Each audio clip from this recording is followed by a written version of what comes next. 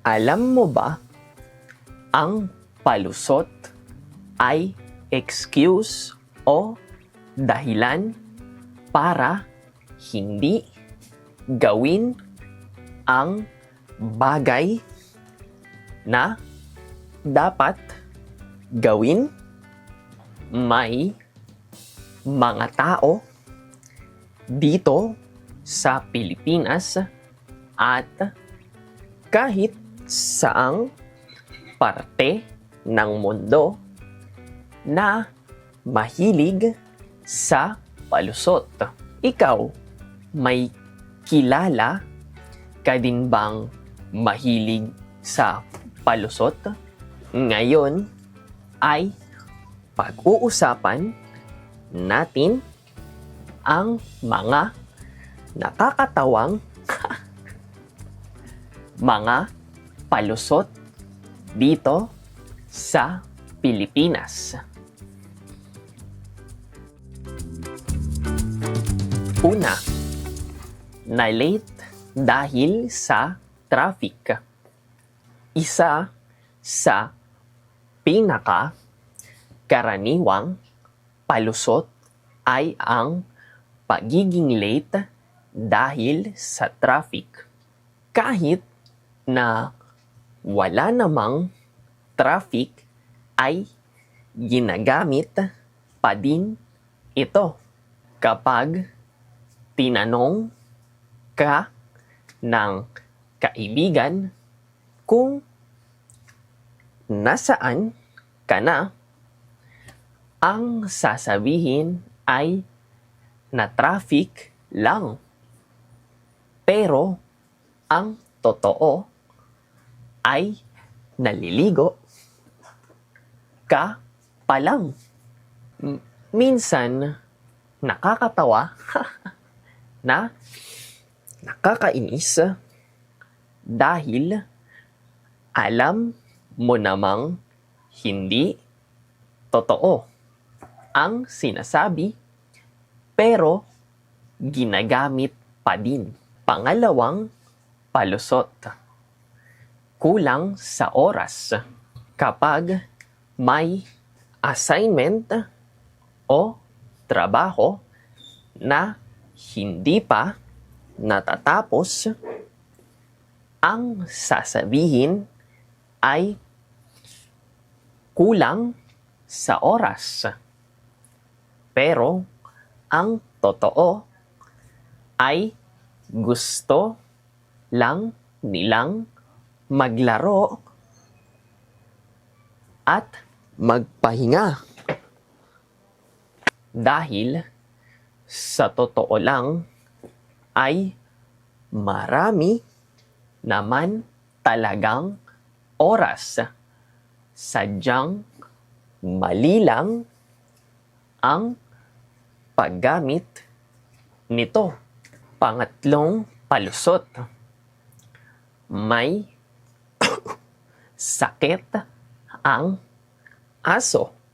Isang nakakatawang palusot ay ang pagsasabi na may sakit ang alagang hayop. Madalas ang nagsasabi nito ay mga taong wala naman talagang aso.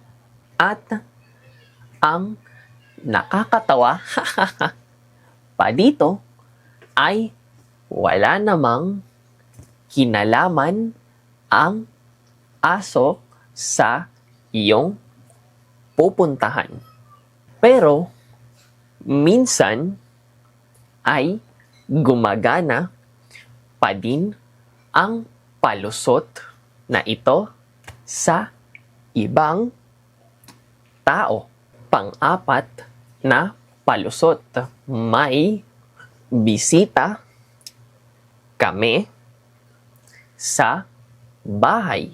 Kapag niyaya, tara, ka ng kaibigan mo na umalis sa bahay, at ayaw mong sumama, ay pwede mong sabihin na meron kayong bisita.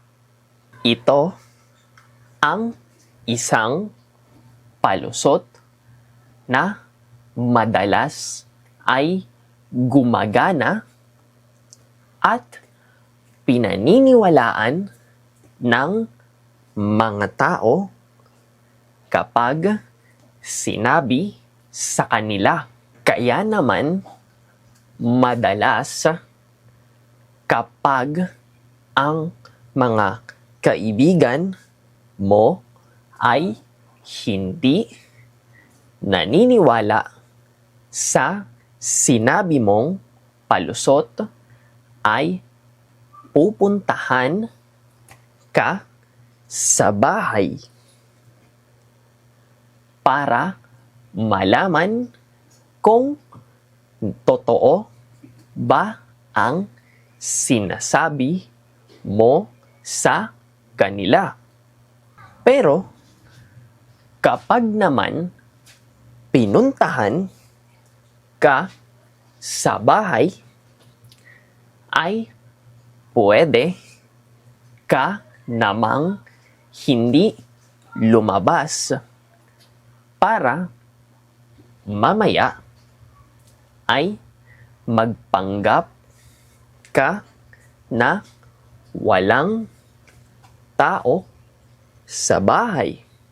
Minsan, nakakatawa ang palusot na ito dahil lahat ng mga tao ay may kakaibang palusot.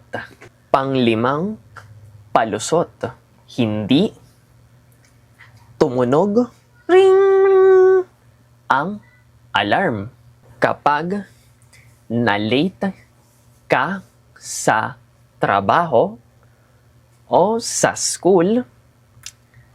Ang madalas na sinasabi ay hindi tumunog ang alarm o hindi narinig ang alarm.